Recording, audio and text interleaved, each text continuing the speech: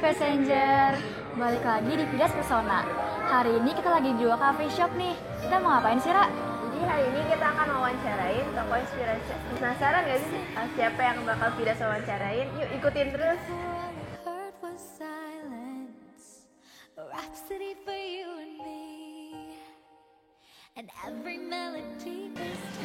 Hai Passenger, sekarang kita udah bareng di Coffee nih. Langsung kita tanya-tanya aja yuk. Halo, aku Redo Maletis. Jadi kan dulu booming banget dari SMP aku. Ah. Nah dulu tuh pertama kali boomingnya gara-gara apa sih? Kalau boomingnya banget gara-gara apa? Kayaknya aku juga kurang tahu sampai sekarang. Karena main SFM benar-benar main SFM kayak biasa, kayak orang-orang biasa. Tapi mungkin karena konten-kontenku isinya tentang jokes-jokes semua, kayak lawakan-lawakan receh, terus tentang relationship goals gitu, relationship things, pokoknya berhubungan sama keseharian dede-dede itu lah. Karena most likely kan SFM kan isinya kan anak-anak kecil semua kan. Kayak menurut aku sih kayak 13 sampai dengan 20 tahunan tuh yang paling banyak yang pakai. Nah, terus karena isi kontenku tentang di SFM isi tentang sesuatu yang kesehariannya mereka, mungkin jadi kayak gara-gara itu jadi aku kayak followersnya tiba-tiba banyak, likes-nya tiba-tiba banyak. Jadi mungkin gara-gara itu, dan naiknya tuh awal mulai gara-gara aku main SFM 2014 dan bisa dibilang followers terbanyakku adanya pas 2015-an awal-awal gitu. Kak, kalau sekarang lagi fokus kemana sih? Aku Senin sampai Kamis kuliah jam 6, Senin sampai Jumat kerja jam 9 sampai jam 3. Terus kalau misalnya Senin sampai Kamis kuliah jam 6 sampai jam 9. Jadi paling weekdays kerja sama kuliah aja. Paling kalau weekend suka ngisi-ngisi talk show, paling kalau kadang di Jakarta, kadang di luar kota. Jadi kayak paling keseharianku Senin sampai Senin lagi ya kayak gitu. Itu kayak MC gitu ya? Nge-MC kadang-kadang, lebih ke talk show aja sih paling. Sekarang kan lagi kuliah nih Kak. Yes. Ambil bidang apa sih?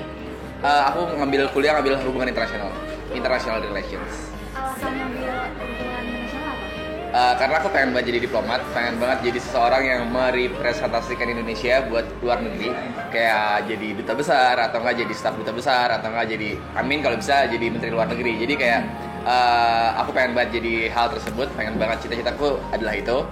Dan ya kenapa aku ngambil HI ya gara-gara HI adalah jurusan yang mungkin yang paling cocok untuk mengarah ke sana.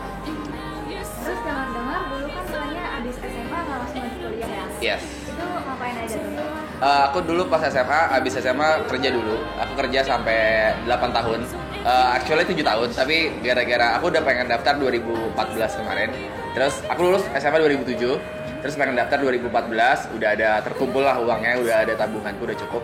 Terus tiba-tiba ada musibah 2014, akhirnya uangnya dipakai buat kesana dulu. Dan 2015 baru aku daftar kuliah kemarin. Gitu. Kalau misalnya dia kemana-mana kan kayak aja suka nulis yang entertainment gitu kan? Nah, sebetulnya usaha apa sih yang lagi jalan sama Raja sekarang? Kalau sekarang sih lagi vakum usahanya. Jadi aku dari 2010 tuh punya usaha namanya tipografi. Aku bikin online shop kaos gitu. Cuman 2015 kemarin pas aku daftar kuliah tuh divakumkan sementara. Gara-gara nggak kepegang. Karena semuanya aku yang pegang sendiri. Adminnya aku sendiri, yang jalan aku sendiri, terus yang bikin desain aku sendiri. Jadi semuanya aku pegang sendiri, aku handle sendiri. Dan nggak kepegang pas aku daftar kuliah. Gara-gara jam 9 sampai jam 5 aku kerja di kantor. Terus jam 6 sampai jam 9 malam aku kuliah. Jadi Senin sampai Jumat nggak kepegang.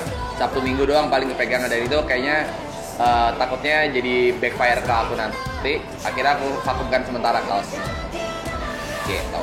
Terus tahun lalu kan nulis buku experience itu. Yes. Nah itu kepikiran buat nulisnya dari mana sih? Awal mula nulisnya gara-gara ditawarin. Jadi aku di notice sama sebuah penerbit di Indonesia, Gagas Media. Terus ditawarin buat nulis buku sama mereka.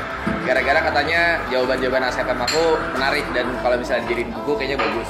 Akhirnya setelah ngobrol-ngobrol sama editornya, terus setelah nanya-nanya benefitnya apa, terus kalau misalnya aku nulis bakalan kayak gimana.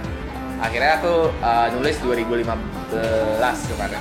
2015 kemarin udah deal pengen nulis dan bukunya jadi 2016. Terus kira-kira bakal nulis buku lagi ya? Rencananya kan aku lagi ada pengen sekolah keluar, pengen exchange. Terus kalau misalnya itu jadi, aku kayaknya pengen nulis tentang gimana kehidupan anak Indonesia di luar.